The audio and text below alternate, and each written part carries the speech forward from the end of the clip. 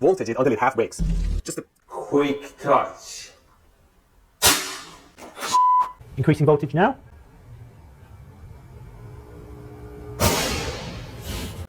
देखा आपने इस कैपेसिटर का कैपेसिटी को कितना पावरफुल है, बहुत डेंजरस है।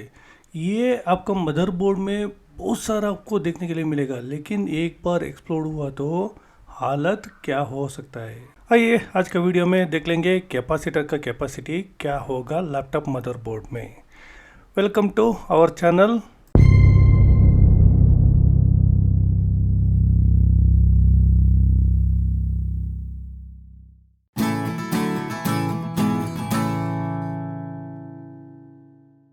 आइए कुछ इमेजेस देख लेंगे। देखिए ये इमेज में जो रहता है ना, इनका नाम कौन नहीं जानता, बहुत लोग जानते हैं ना। यही है हॉलीवुड एक्टर अर्नाल्ड। इसका एक्चुअली कैपेसिटी चेक कीजिए कितना है, बहुत पावरफुल है ना। इसका मतलब इसमें एनर्जी ज़्यादा है। और एक इमेज देख लेंगे।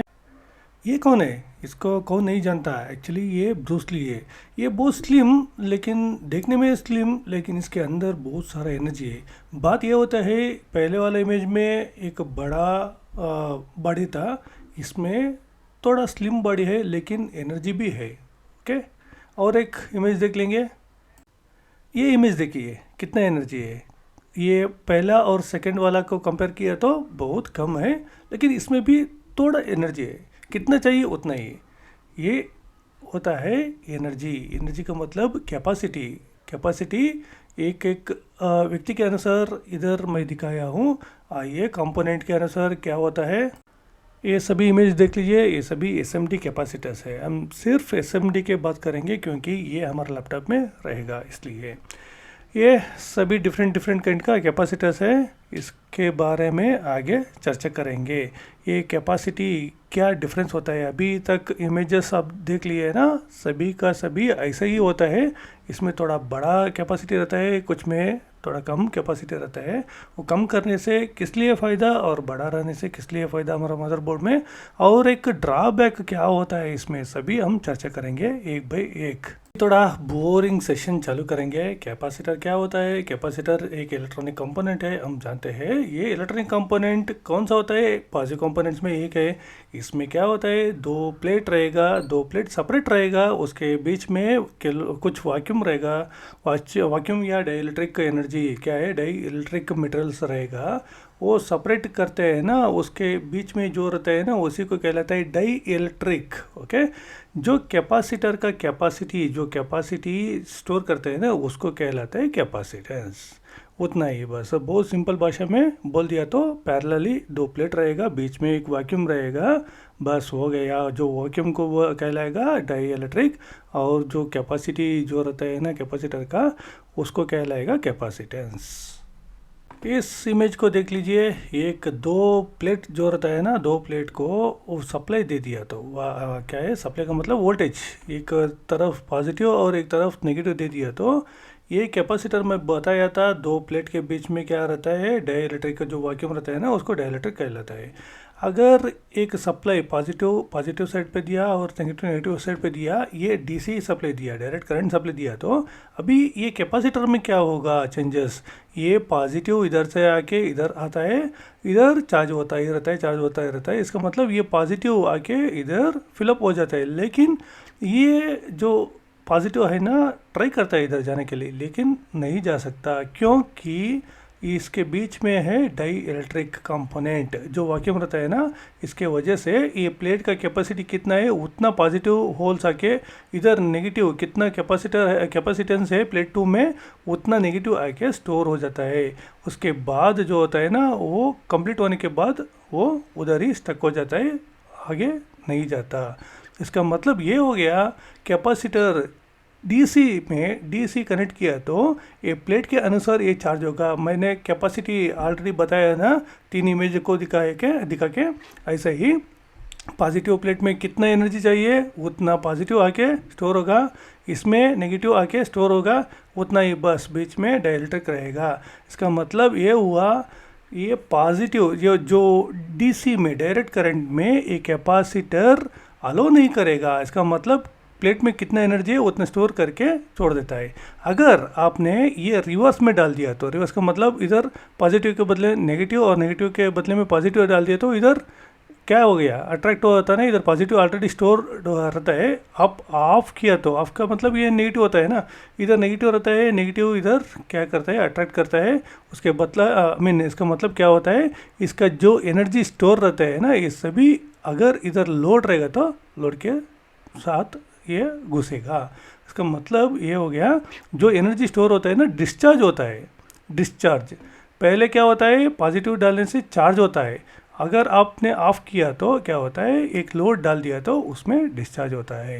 लेकिन इसका कहना क्या है एक्चुअली, सीधे सीधा ये एक स्टोरेज डिवाइस है। हमारा सेल जो रहता है ना, सीमोस सेल, आपको याद है ना 3 वोल्ट्स, ऐसा ही है।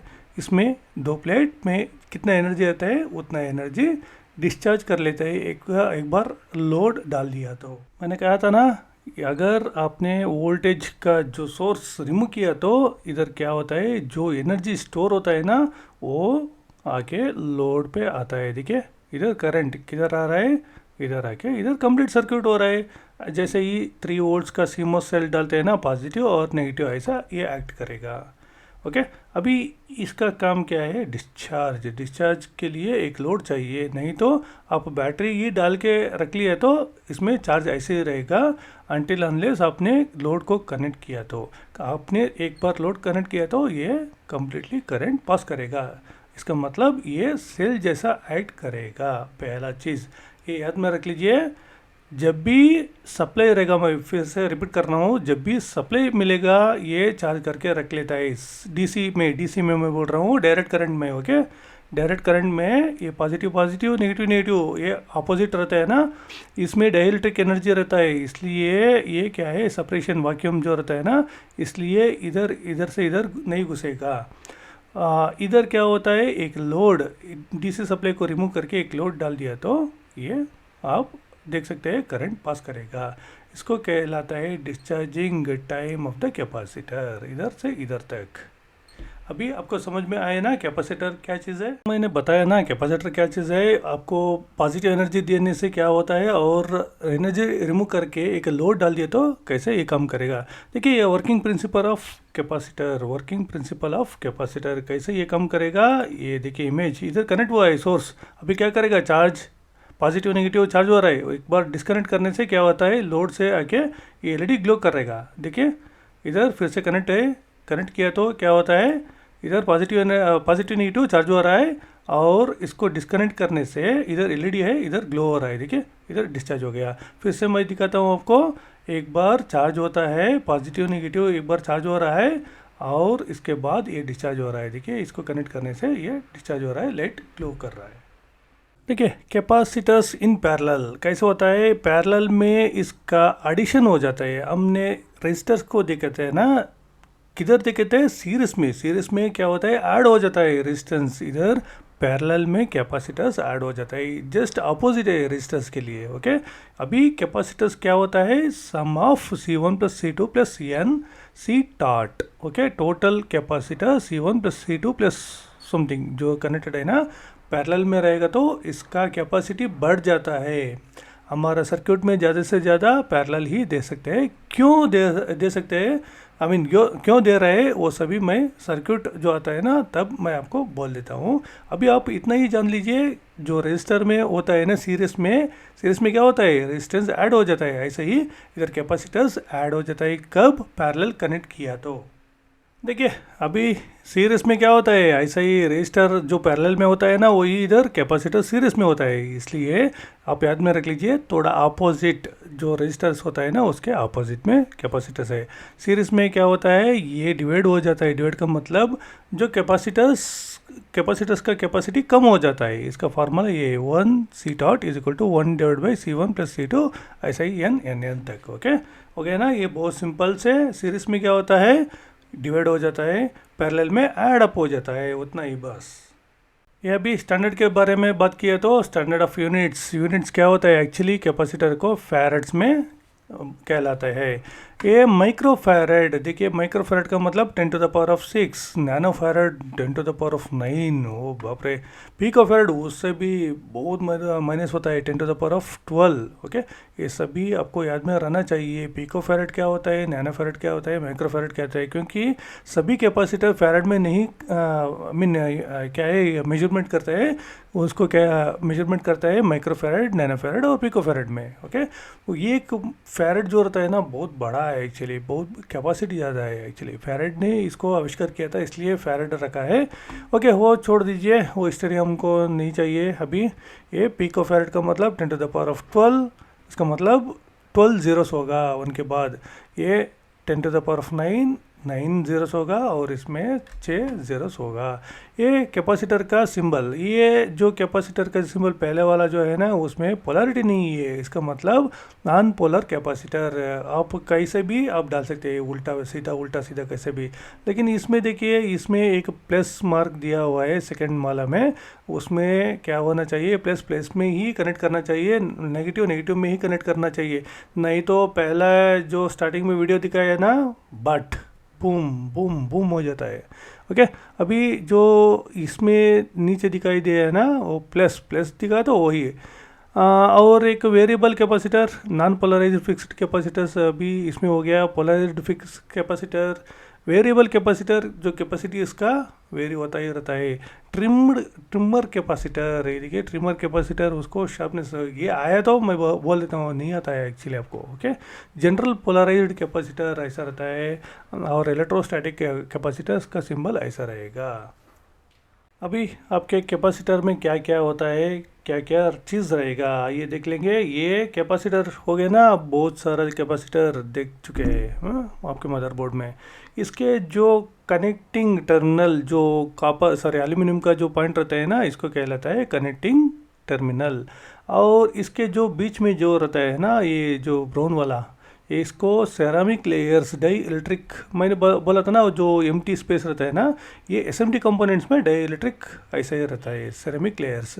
ये बीच में जो रहता है ना, ये इलेक्ट्रोड्स, जो प्लेट्स रहता है ना, उसको कहलाएगा इलेक्ट्रोड्स। और बाद में आपको कनेक्टिंग टर्मिनल, दो कनेक्टिंग टर्मिनल, जो बीच में जो प्लेट रहता है ना उसको इलेक्ट्रोड्स, और इसमें डाई इलेक्ट्रिक का जो बीच का एयर जो रहता है ना, एयर रहता है, नहीं तो डाई इलेक्ट्रिक सेरामिक लेयर्स रहता है। अभी आपके जो कैपेसिटर में क्या क्या रहेगा आप देख चुके हैं। ये कोटिंग है एक्चुअली, ये जो ब्राउन कलर का है ना, ये कोटिंग, कलर कोटिंग है एक्चुअली। ओके ना, क्लियर। एसएमडी, अभी एसएमडी कैपेसिटर्स का टाइप्स क्या क्या होता है। एक टेंटालम कैपेसिटर और एक इलेक्ट्रोस्टैटिक कैपेसिटर। इसका कहलाएगा ceramic capacitor, multi layer ceramic capacitor. मैंने आपको इमेज में दिखाया ना, ये मल्टी लेयर सिरामिक कैपेसिटर, ये देखिए मल्टी लेयर कैपेसिटर। और टेंटालियम कैपेसिटर ऐसा रहेगा, इसमें पॉजिटिव एंड नेगेटिव का, एक्चुअली ये जो मार्क किया है ना, ये नेगेटिव रहेगा, ये पॉजिटिव रहेगा, इसका सिंबल इसमें रहेगा। ओके, ये पॉजिटिव नेगेटिव का बात छोड़ दीजिए, मैं कैपेसिटर का चैप्टर जो एग्जैक्टली आता है ना, उसमें ये टर्मिनल क्या चीज़ रहेगा मैं बताता हूँ आपको। ओके, इसमें देखिए इलेक्ट्रोस्टैटिक कैपेसिटर क्या है, सभी कैपेसिटर्स ई लिखा हुआ, तो इधर एक एक क्या होता है ना, एक एक टाइम पे इधर 330 लिखा हुआ है, लास्ट डिजिट क्या होता है, मल्टीपल ऑफ 10 होता है, ये 33 वैल्यू रहेगा।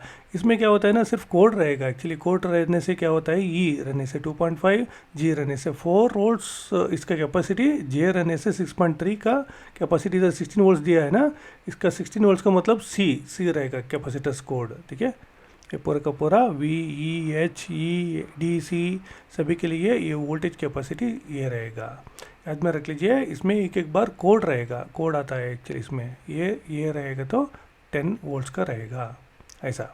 इसमें देख लीजिए साइज 0201 आप देख रहे हैं ना, बहुत छोटा वाला ये, 0402 छोटा से थोड़ा बड़ा वाला ये, 0603 आप सुना होगा, ये सभी आपका स्कीमेटिक आप देख लिया तो आप एक अच्छे से टिक से देख लीजिए, आपको ये भी मिलेगा आपका स्कीमेटिक में। 0805 1206 हमारा CLR रहता है ना, उतना कैपेसिटी का है। 1210 1808 1812 2220222530123035 हो गया ना। ये इतना ही जान लीजिए बस, इसका कैपेसिटी क्या है और इसका टाइप्स कितना रहता है वो सभी। इसमें जो एप्लीकेशंस एग्जांपल्स, ये एप्लीकेशन कैसे यूज़ हो सकता है सभी इसमें दिया हूँ। ये नेक्स्ट टाइम आपको क्लियरली बताता हूँ ये कैसे काम करेगा। डायोड रखने से ये क्या काम करेगा, कैपेसिटर डालने से ये क्या काम करेगा। ओके, अभी आपको बताया तो कुछ कंफ्यूज हो जाते हैं, इसलिए नहीं बता रहा हूँ। इसमें देखिए ये CMOS सेल मैंने बताया था ना, उसका और इसका क्या डिफरेंस रहेगा। इधर एक बैटरी ले लिया तो इसका कैपेसिटी स्टोरेज रहता है, लेकिन इसमें स्टोरेज नहीं रहता है। आप जब चार्ज करते हैं ना तभी ये कैपेसिटर चार्ज होगा।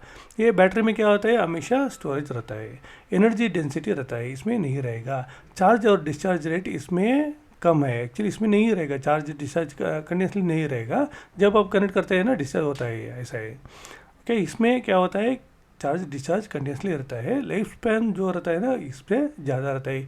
बैटरी जल्दी से जल्द ख़त्म हो जाता है, आपका बैटरी CMOS का हो या लैपटॉप का हो, सभी जल्द से जल्द ही ख़त्म हो जाएगा। लेकिन ये कैपेसिटर का कैपेसिटी ज़्यादा रहता है और लाइफ भी ज़्यादा आएगा। और ये सभी सिग्नल फिल्टरिंग। और देखिए AC में क्या है इसका हालत। एक्चुअली डायरेक्ट AC कनेक्ट किया तो ये सिंबल आता है करंट और वोल्टेज, इसमें क्या डिफरेंस आएगा, 90 डिग्री फेज शिफ्ट रहेगा। ओके, आगे या पीछे मैं सभी एक बाय एक आपको बताता हूँ। ये देखिए 90 degree phase shift current, voltage lag करेगा और लीड करेगा करंट इसमें। और उतना ही था कैपेसिटर का कैपेसिटी। आगे जो आता है ना AC और DC में क्या क्या ये करेगा, पूरा का पूरा मैं डिटेल बताता हूँ। लेकिन आपको इतना ही याद में रहना चाहिए, DC आया तो ये क्या करेगा, चार्ज और डिस्चार्ज करेगा, उतना ही बस। DC आएगा तो आपने DC सप्लाई दिया तो वोल्टेज चार्ज करेगा। एक हाइट पर एक लेवल पर जाने के बाद ये कांस्टेंट हो जाएगा, क्योंकि उसका जो प्लेट का कैपेसिटी कितना है उतना ही चार्ज होगा, उससे ज़्यादा नहीं होता, सही है ना। पॉजिटिव कितना रहता है और नेगेटिव कितना रहता है उतना ही चार्ज हो जाता है। एक बार लोड देने से क्या होता है, डिस्चार्ज हो जाता है। लेकिन AC में ऐसा नहीं है, एक बार पॉजिटिव चार्ज भी होता है और एक बार नेगेटिव आने से डिस्चार्ज भी हो सकता है। देखिए इधर पॉजिटिव है, पॉजिटिव रहने से क्या होता है, चार्ज होता है, और नेगेटिव आने के बाद नेगेटिव इधर आता है ना, नेगेटिव आने से ये डिस्चार्ज होता है। चार्जिंग और डिस्चार्जिंग AC में हो जाता है, लेकिन DC में सिर्फ चार्ज होता है, डिस्चार्ज नहीं होता। जब लोड पड़ेगा तभी डिस्चार्ज होगा। जब आपको सप्लाई जो डिस्कनेक्ट करते हैं ना तभी इसका सप्लाई लोड पे जाएगा, ये याद में रख लीजिए। इसका मतलब ये हो गया, एक तरफ से ये DC को अपोज करेगा और AC को अलो करेगा। AC को अलो क्यों, इधर पॉजिटिव रहने से ये चार्ज होता है और इधर नेगेटिव साइकिल्स आने से ये डिस्चार्ज हो जाता है, इसलिए इसको अलो करेगा, इसको अपोज करेगा। समझ में आया ना, क्या है अपोज और क्या है अलो कैपेसिटर में।